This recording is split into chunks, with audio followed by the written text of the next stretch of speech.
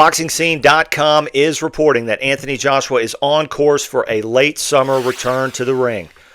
They have quoted Eddie Hearn as saying, originally, the plan with AJ was for him to fight in March and then fight Tyson Fury in August. Hearn told Boxing Scene, that's not happening. He's not fighting Tyson Fury next. He's going to come back, I believe, in late summer, but physically, he's not yet in the position to return to camp. So, I'm planning, but he's just resting and preparing. For me, I'm looking at options to get him back in the ring in July time, but we'll only know if that's a real possibility when he returns to camp, which will hopefully be in the next couple of weeks or a month.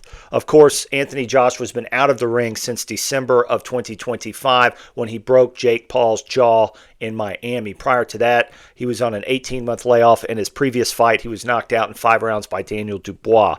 We also have to mention that Anthony Joshua went through a devastating tragedy, losing 2 of his close friends in a brutal car accident in Africa.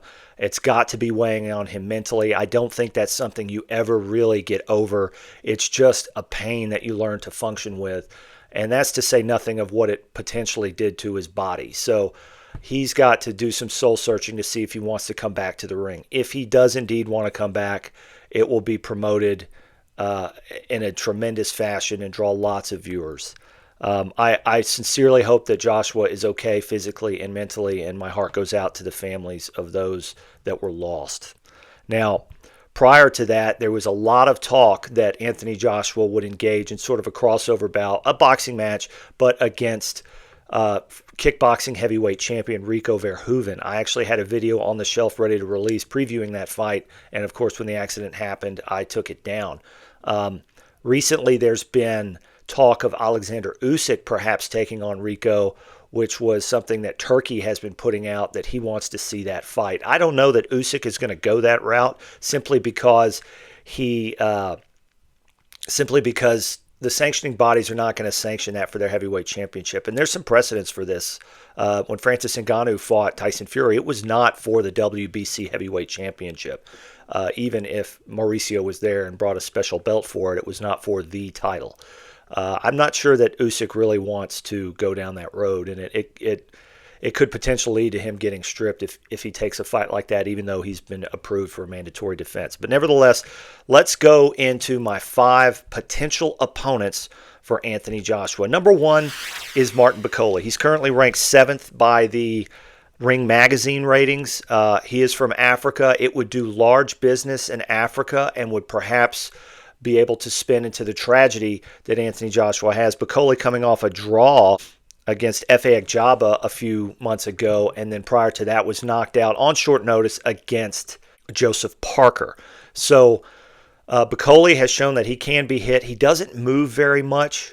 He does throw some big punches, but if Joshua can keep him out and move and get on his bicycle, it's a fight he can win, and it would give some legitimacy to Joshua returning to the ring by beating the number 7 heavyweight in the world. My second suggestion for Anthony Joshua to take in this fight would be against number 10 ring-rated heavyweight Murat Gassiev, a former cruiserweight world champion. He currently holds the WBA regular title. That is significant because there's a chance that Usyk retires and the holder of that regular belt will be elevated to full champion. This could be something that could be used as a promotional tool for when later Joshua and potentially Tyson Fury get it on. Gassiev, of course, coming off a knockout of Kubrat Pulev to win that belt, albeit a much faded Pulev. This is a smaller guy. It's a guy that I think Joshua can deal with pretty well. It's a legitimate challenge for Joshua. He's past the time at 36 years old of going through these long-winded 4-fight rebuilds. He needs to get in there, get a fight, and move on to fight Tyson Fury. And I think Gassiev, because of his boxing ability, gets him ready for a fight with Fury, even though he's much shorter than Fury. Still, again, that WBA trinket could loom large in the quest for Joshua to become a 3-time heavyweight champion. My third choice for Anthony Joshua's next opponent is, of course, Lawrence Okolie. Now, Okolie really hasn't done very much at heavyweight except gain a ton of weight. I think he's up around 270 now. And let's not forget, he was a cruiserweight at the 200-pound weight limit, and he's coming off of sort of a lackluster knockout of perennial opponent Ebenezer Tete. Not a big win there, but nevertheless stayed active. This fight does tremendous numbers in the UK.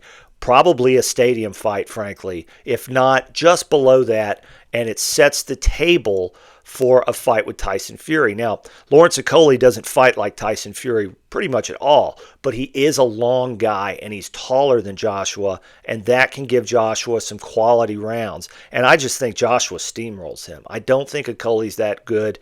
He has gotten a lot slower with the extra weight. He just hasn't been caught yet at heavyweight being slower. I think Joshua could catch him. So I'd love to see him fight Lawrence Okolie as my third choice. My fourth choice for Anthony Joshua would be to fight Zhilei Zhang. He's coming off a loss to Agit Kabayel that he performed pretty well in. He actually dropped Kabayel until he was stopped with body shots.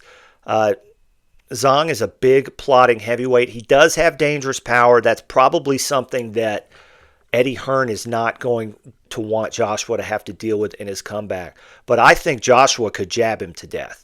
I really do. And I think he could eventually stop him in the late rounds, 9, 10, 11, just because Zhang has no stamina. So if he can get him into the late rounds, I think he could knock him out just based off the fact that he'll be exhausted. And I think that would be a fight that you could probably actually do in China. And they've wanted to do a fight in China for a long time. And there would be big money, big investors to do that over there. So my number 4th choice, Zhilei Zhang. My 5th choice, and perhaps the most exciting as far as a promotion would go, is big heavyweight Jarrell Miller. He's coming off a lackluster decision win. He's almost never in shape, but the man's mouth can sell some fights. And let's not forget, these two have history. Before Andy Ruiz got the call to fight Anthony Joshua in Madison Square Garden, it was supposed to be Jarrell Miller who popped positive for an entire pharmacy of performance-enhancing drugs in the lead-up to his fight with Anthony Joshua. Now, Jarrell has put together a decent resume, not great. He has a knockout loss to Daniel Dubois. He has a draw with Andy Ruiz. And so the guy can sell the fight, and he doesn't move. That's the thing. He's right there. That's what Joshua needs right now, is a confidence builder. A guy who's going to stand right in front of him. And even Jarrell Miller, with the tremendous chin he has, is not going to be able to take the power that Anthony Joshua has. And if Joshua can move, stay behind the stick, land those right hands, it's a very winnable fight for him, and it would be a massive promotion. A massive promotion. Anytime two big guys like that get in the ring and one has a massive mouth like Jarrell Miller, man, I'm just here for the press conferences. So yeah, Jarrell Miller, my number 5 choice. To finish up, guys, you probably noticed that I didn't mention Daniel Dubois or Fabio Wardley. They are set to fight in May, so a 2-month, 10-week turnaround to fight Joshua in July, even if that fight were to end in some, flash knockdown, first-round knockout. The winner of that fight is just not going to be ready to take on Joshua. So they're kind of honorable mentions here. Maybe if Joshua's return is moved later down the summer or even into the fall. Let me know what y'all think in the comments. Give me a follow on @Blue Collar Boxing on X, and I will see you on the next one.